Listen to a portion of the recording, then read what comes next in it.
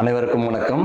நான் உங்கள் தனசேகர். நம்ம இந்த லாஸ்ட் டைம் போட்ட தீபாவளி செலிப்ரேஷன் வீடியோவை பார்த்துட்டு நிறைய நண்பர்கள் கேட்டிருந்தாங்க, இந்த ஈகை இந்த அறக்கட்டளை எப்போ ஆரம்பிச்சிங்க, என்னத்தினால ஆரம்பிச்சிங்க, இதோடைய பேக்ரவுண்ட் என்ன அப்படிலாம் கேட்கும்போது நான் இதை பற்றி ஆல்ரெடி ஒரு பதிவு போட்டிருக்கேன். இருந்தாலுமே ஒரு மறுபதிவு போடுறதுல எதுவும் தப்பு இல்லைன்னு தோணுச்சு. இது என்னுடைய நண்பர்கள், தெரிந்தவர்கள் மற்றும் தெரிய போகிறவர்களுக்கு எல்லாருக்கும் சேர்த்து தான் இந்த வீடியோ நான் போடலான்னு சொல்லிட்டு முடிவு பண்ணியிருக்கோம். அதுக்கு முன்னாடி என்னைய பற்றி நான் சொல்லணும்னா, இதுக்கு முன்னாடி நான் ஹெச்ஆர் பேக்ரவுண்டில் ஹெச்ஆர் ஒர்க் பண்ணியிருந்தேன். அதுக்கப்புறமா ஒரு குவாசி கவர்மெண்ட் பப்ளிக் ப்ரைவேட் பார்ட்னர்ஷிப்பில் ஒரு 4.5 years ஒர்க் பண்ணிட்டு அதுக்கப்புறமா தான் 2018 ஆண்டர்பிரனராக மாறுறேன். இந்த 2018 log scheme solutions private limited அப்படின்ற கம்பெனியை நிறுவன பிறகு டச்வுட் இன்னைக்கு வரைக்கும் நாங்கள் இதை சக்ஸஸ்ஃபுல்லாக ரன் பண்ணிக்கிட்டு இருக்கோம். இது வரைக்கும் இதில் மட்டுமே ஒரு 40,000க்கும் மேற்பட்ட ரூரல் யூத் சொல்லுவாங்க, அதாவது கிராமப்புறங்களில் இருந்து வரும் இளைஞர்கள் மற்றும் படித்தவர்களுக்கு வேலை வாய்ப்பை ஏற்படுத்தி கொடுத்துருக்கோம். இந்த கம்பெனியில் நாங்கள் இந்த மாதிரி பயணம் பண்ணிட்டு இருக்கும்போது தான் அடுத்த கம்பெனியான டிலிவ்டி அப்படின்னு சொல்லிட்டு நாங்கள் ஆரம்பித்தோம்.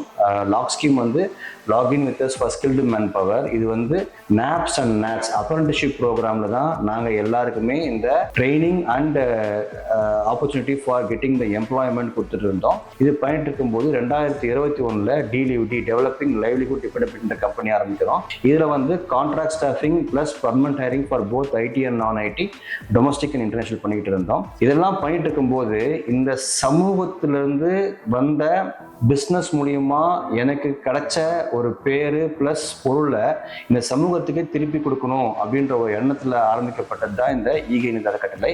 இதை 2023 ஆரம்பிச்சோம். இதோட இன்ஸ்பிரேஷன் என்னன்னு கேட்டீங்கன்னா, 2016 ஏற்பட்ட வரதா புயல் தான். இந்த புயல் அப்போ சென்னையே ஸ்தம்பிச்சு போயிடுச்சு. எல்லா இடத்துலயும் உங்களுக்கு வெள்ளக்காடை தான் காட்சி அளிச்சுது. எங்க வீட்டுக்கிட்டையும் பார்த்தீங்கன்னா ஆல்மோஸ்ட் நெஞ்சு வரைக்கும் தண்ணி, ஆல்மோஸ்ட் ஒருத்தங்க மூழ்கியே போயிடுவாங்க, அந்த அளவுக்கு தண்ணி இருந்துச்சு. இந்த தண்ணி தேங்கினதுனால நிறைய வீட்டில் இருந்த வயசானவங்க, குழந்தைங்க, பெண்கள் யாராலுமே வெளியே வர முடியல. அவங்களுடைய அன்றாட வாழ்க்கை கெட்டு போச்சு. பிளஸ் அவங்களுக்கு தேவையான அத்தியாவசியங்களும் கிடைக்காம போயிடுச்சு.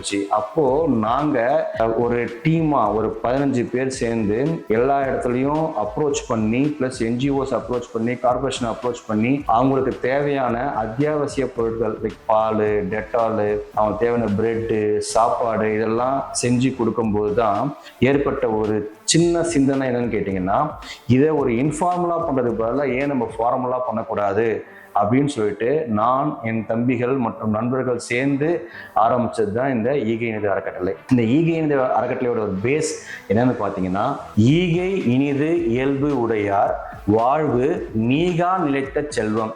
அதாவது இங்கிலீஷ்ல சொல்லணும்னா அதோட explanation, those who live with the nature of generosity, their life holds wealth that never fades. யாரு ஒருத்தர் அந்த கொடுக்கும் தன்மையை தனக்குள் வைத்திருக்கிறாரோ அவருடைய வாழ்வுல எப்பயுமே செல்வம் குன்றாது குறையாது அப்படின்னு தான் அர்த்தம். இதை தான் நாங்கள் ஒரு சின்ன மோட்டோவை வச்சு ஆரம்பித்தோம். இந்த ஈகை நிதி அறக்கட்டளையில் நாங்கள் என்னென்ன பண்ணுறோம், உங்களால் என்னென்ன விஷயத்தில் சப்போர்ட் பண்ண முடியுன்றதை நம்ம இப்போ பார்க்கலாம். முதல் விஷயமா நாங்கள் கையில் எடுத்தது சைல்டு எஜுகேஷன், அதாவது குழந்தைகளுக்கான படிப்பு. இதை நாங்கள் 3ஆக பிரிச்சுக்கிட்டோம். இதில் எப்படின்னு பார்த்தீங்கன்னா, முதல்ல டியூஷன் சென்டர்ஸ், கற்றல் மையம். இதில் நாங்கள் தேர்ந்தெடுத்த இடங்கள் எதுன்னு பார்த்தீங்கன்னா, அண்டர் ப்ரிவிலேஜ், வறுமை கோட்டு கீழ் வாழும் மக்கள், அவங்களுடைய குழந்தைகள், சிங்கிள் பேரண்ட் சைல்டு, அம்மாவோ அப்பாவோ இல்லாமல் வளர்ந்து வரும் பிள்ளைகள், அது மட்டும் இல்லாமல் ஆர்ஃபன்ஸ், அப்பா அம்மா 2 பேருமே கைவிடப்பட்ட குழந்தைகள். இவங்க எல்லாருமே கார்பரேஷன் ஸ்கூல், அதாவது ஸ்டேட் கவர்மெண்ட் ஸ்கூல்ல தான் படிக்கிறாங்க. அந்த ஸ்கூல்ல பற்றி தப்பா சொல்லல, பட் அதோடைய இப்போ நிலைமை என்னன்னு கேட்டிங்கன்னா, எல்லாருக்குமே தனிப்பட்ட கவனம் செலுத்த முடியாது, அவங்களுக்கு தேவையான அட்டென்ஷன் கிடைக்காது, அந்த நாலேஜுமே கிடைக்காது.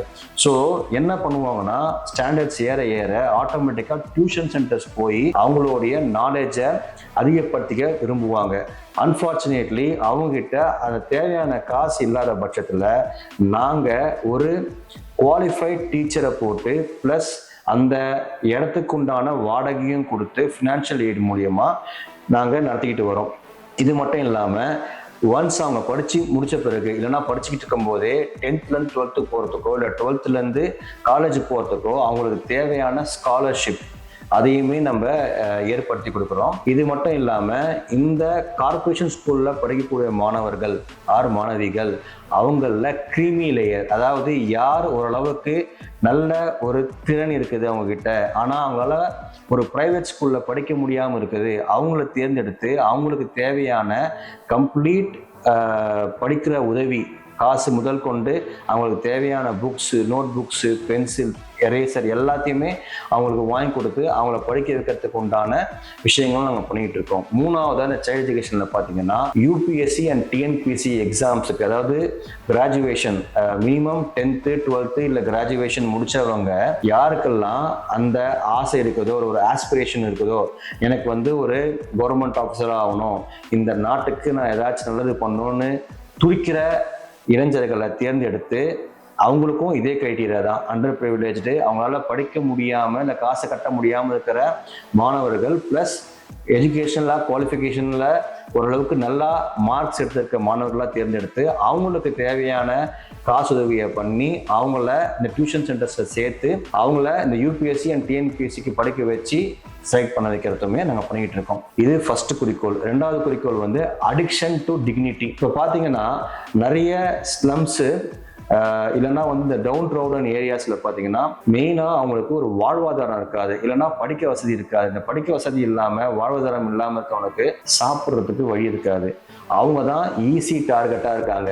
எதுக்குன்னு கேட்டிங்கன்னா நிறைய ஆன்டி சோஷியல் எலமெண்ட்ஸை பண்ண வைக்கிறதுக்கு சில தப்பான வழியில் போகிற ஒரு சில பேரால் அவங்க தேர்ந்தெடுக்கப்பட்டு அவங்களுக்கு ட்ரக் அப்யூஸ், அவங்களுக்கு இந்த போதை மருந்து பழக்கத்தை ஏற்படுத்தி அவங்கள செய்யக்கூடாத குற்றங்களை செய்ய வச்சு இவங்க சம்பாதிக்கிறாங்க.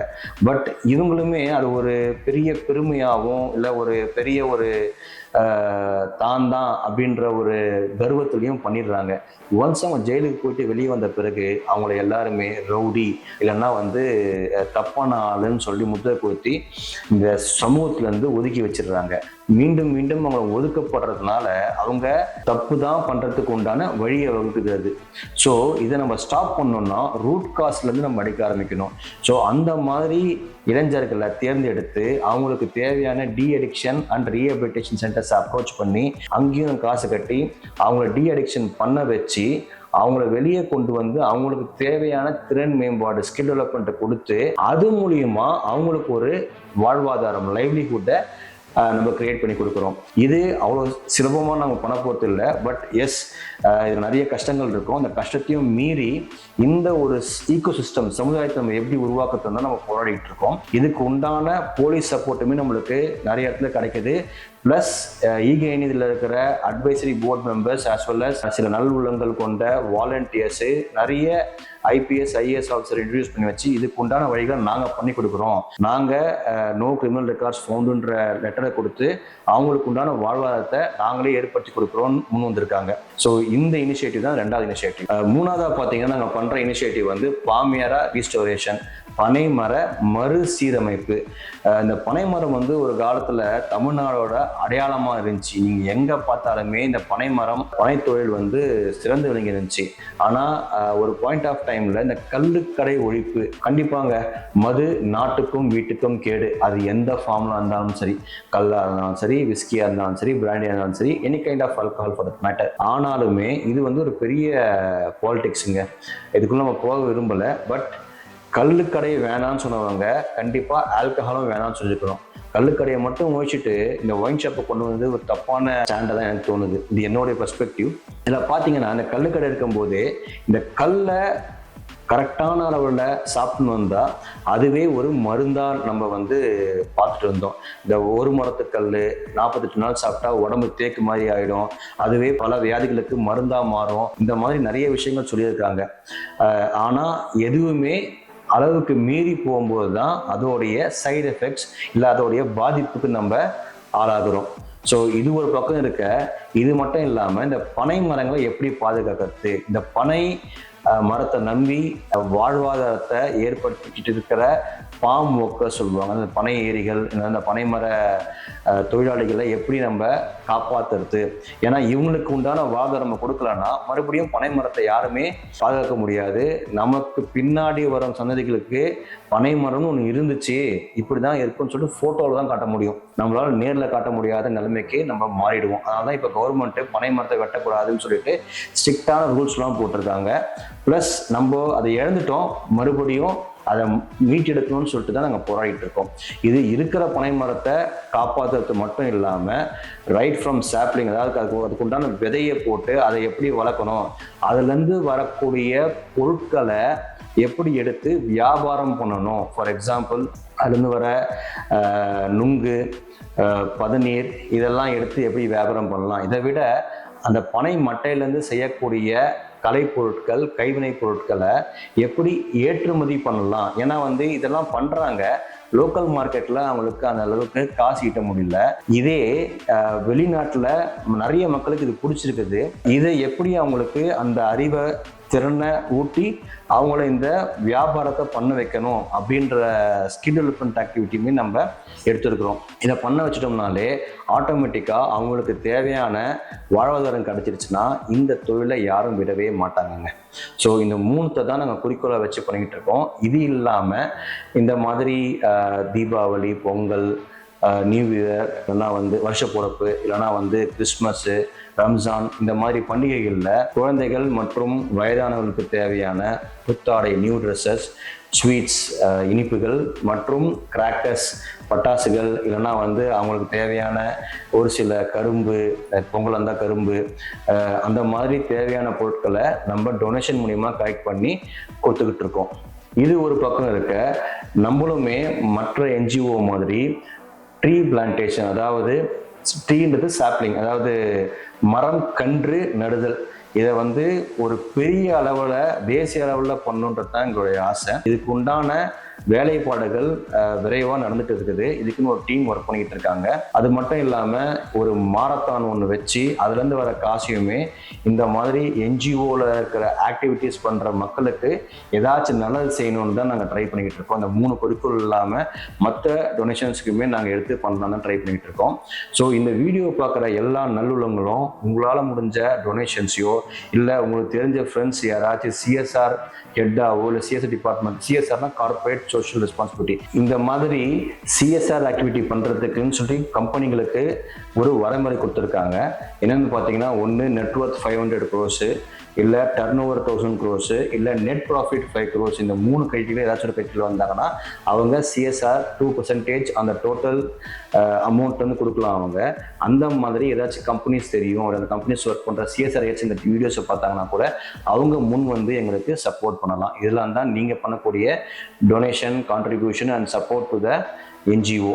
ஸோ இதெல்லாம் நாங்கள் எடுத்து பண்ணுறதுக்கு உங்களுடைய முழு ஒத்துழைப்புமே ப்ளஸ் சப்போர்ட் அண்ட் மோட்டிவேஷன் கண்டிப்பாக நமக்கு தேவைப்படுது. நாங்கள் வாலண்டியர்ஸ் ஆட் பண்ணிகிட்டு இருக்கோம், கமிட்டி மெம்பர்ஸ் போட்டுக்கிட்டு இருக்கோம். ஒரு டீம் இதுக்கோசரம் ரொம்ப துரிதமாக செயல்பட்டுக்கிட்டு வருது. கண்டிப்பாக எங்கள் டீமு உங்களை அப்ரோச் பண்ணுவாங்க. அப்ரோச் பண்ணும்போது உங்களால் முடிஞ்ச கான்ட்ரிபியூஷனோ, இல்லை உங்களால் முடிஞ்ச வாலண்டியர் ஒர்க்கோ, இல்லை கமிட்டி மெம்பராகவோ கண்டிப்பாக முன் செயல்படுங்க. இதுதான் என்னுடைய ரெக்வஸ்ட்டாக வச்சுக்கிறேன். நன்றி, வணக்கம்.